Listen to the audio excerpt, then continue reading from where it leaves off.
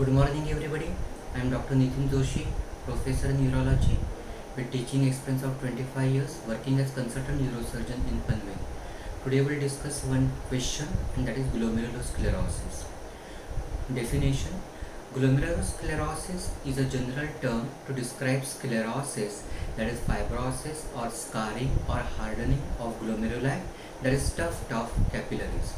The hallmark of glomerulosclerosis is proteinuria. It can affect children or adults. Glomerulosclerosis starts as focal segmental glomerulosclerosis, that is, in the beginning, it affects only a part of a glomerulus.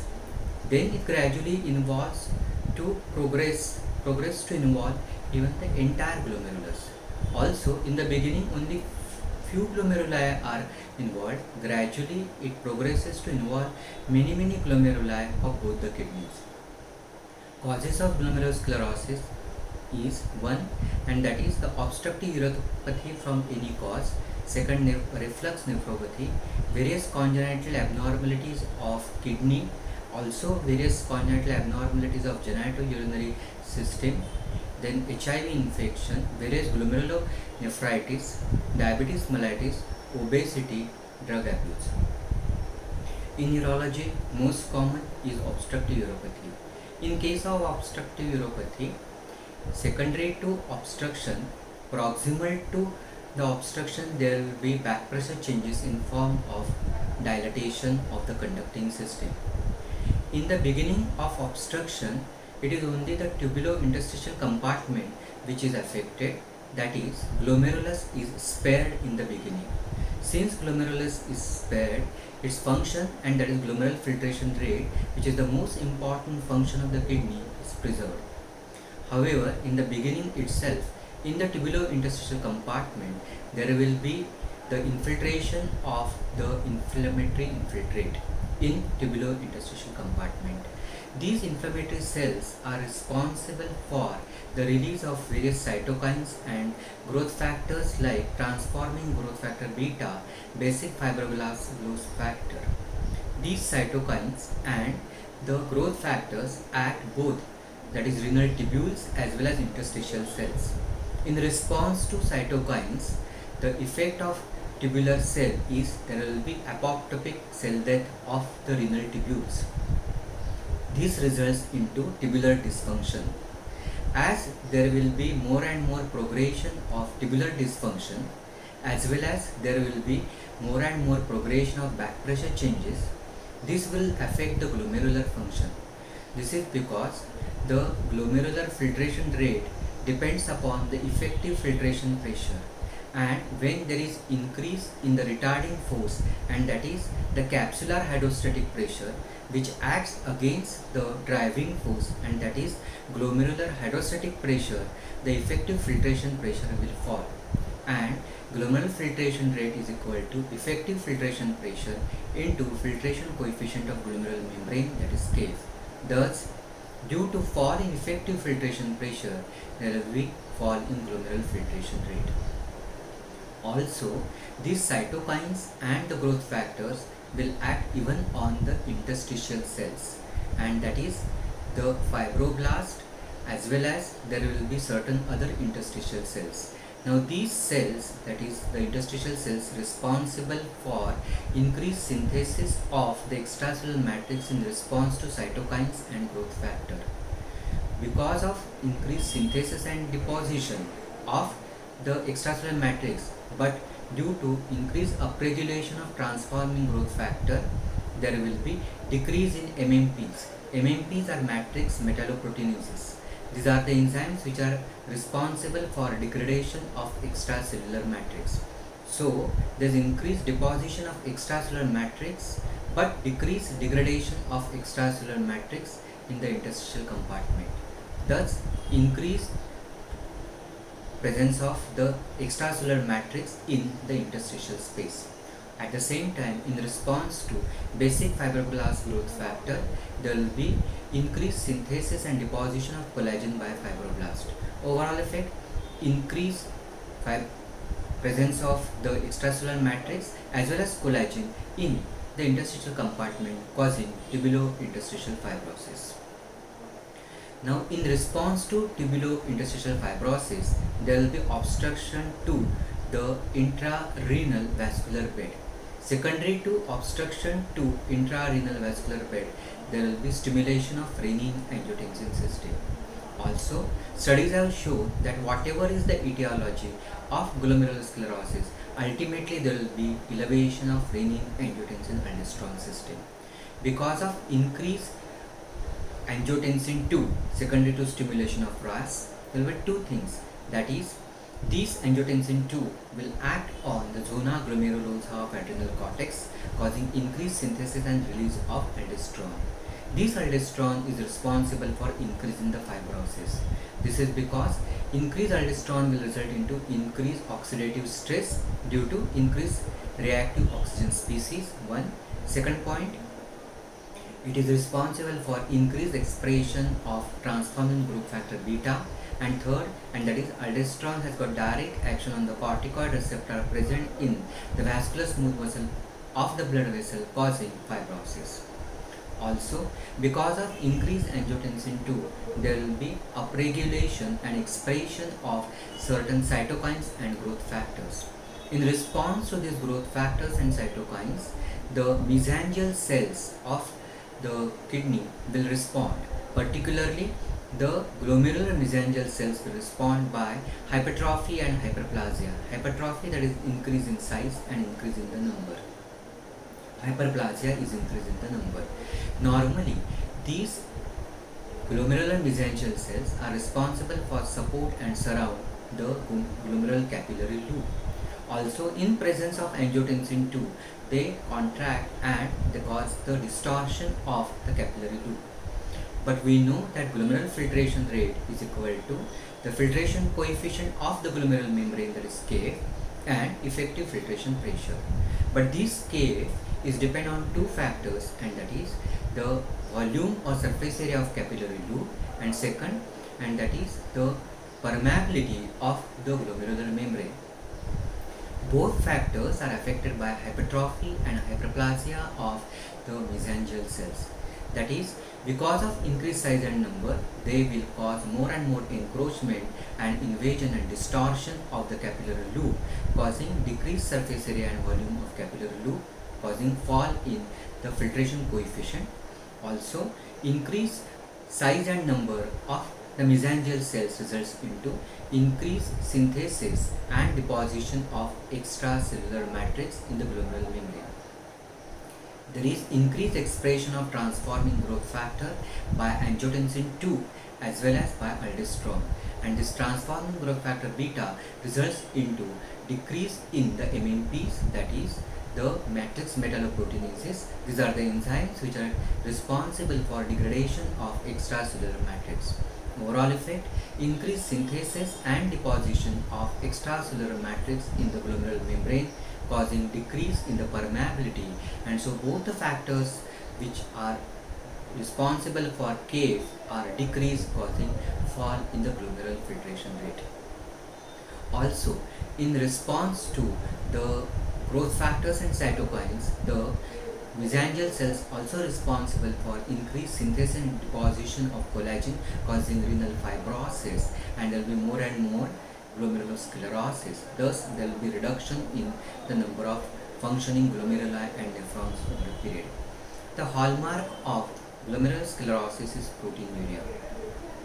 We have seen that the glomerular membrane is responsible for ultrafiltration of plasma, that is passage of water and water-soluble substances which are present in the plasma, which are small molecular weight like glucose, amino acids, vitamins and minerals, and does not allow passage of large molecular weight proteins, RBCs and WBC. This is due to the selective permeability of the glomerular membrane. However, whenever there is chronic renal pathology, it results into stimulation of RAS and hence increased angiotensin 2. In response to angiotensin 2, there will be one, that is the continuous effect on the vasoconstrictory effect on the efferent arteriole resulting to glomerular hypertension, because angiotensin 2 has preferential vasoconstrictor action on the efferent arteriole, causing the glomerular hypertension. Also, the Angiotensin 2, chronically elevated angiotensin 2 is responsible for the change in the physical properties of the glomerular membrane. Normally it is selectively permeable, now it becomes non-selective large pore size membrane causing flux or passage of proteinuria. Now comes the what is called as hyperperfusion hyperfiltration syndrome.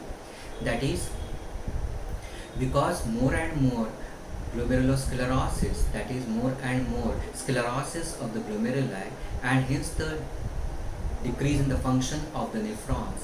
What happens that the renal blood flow is diverted to the remaining small number of glomeruli. This results into increased renal blood flow to this functioning nephron. Because of increased renal blood flow, there is increased perfusion pressure. Hence, there is increased driving force. Hence, there is increased effective filtration pressure, and glomerular filtration rate is equal to effective filtration pressure into K. Overall effect, single nephron glomerular filtration rate is increased. That is, hyperperfusion has resulted into hyperfiltration.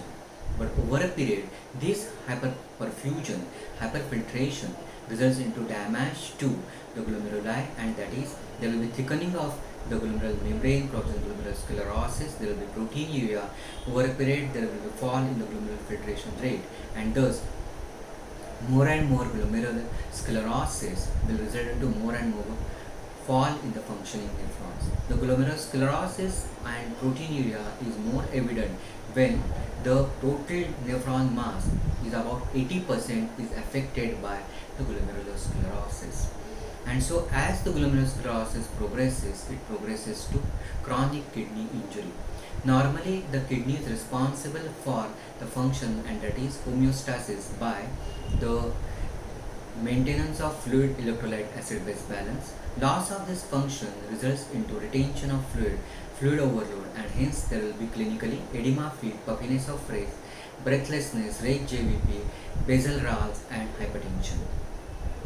Also, decreased tubular function of excretion of potassium resulting into there will be hyperkalemia. Decreased acidification of urine, therefore metabolic acidosis. Also, because of this metabolic acidosis, there will be acidotic breathing clinically. Kidney is also responsible for excretion of end products of the nitrogen containing substances. The most important is urea, and so because of the fall in the glomerular filtration rate, the products of nitrogen containing substances, that is urea, uric acid, creatinine, are not excreted, so retained, and so there will be uremia due to presence of or accumulation of these all toxic substances. Kidney is also responsible for the endocrine function, and that is synthesis of erythropoietin. This erythropoietin acts on the erythroid precursor of the bone marrow, causing erythropoiesis. Decreased erythropoietin results into decreased erythropoiesis, and hence there will be decreased RBC mass, causing decreased hemoglobin, decreased oxygen carrying capacity, and hence pallor of anemia clinically. Also, kidney is responsible for synthesis of calcitriol, which is active hormone, that is active form of vitamin D3, that is 1,25-dioxy cholecalciferol.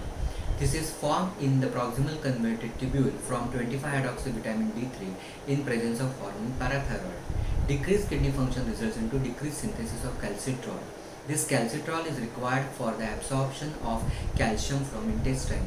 Deficiency of calcium results into hypocalcemia. This results into secondary hyperparathyroidism. Now, signs and symptoms. Initially, patient is asymptomatic, but because of the proteinuria, which is a warning sign, or it is the beginning, so the patient may complain of passing hazy, turbid, cloudy urine, which progresses more and more because gradually it will progress to nephrotic syndrome.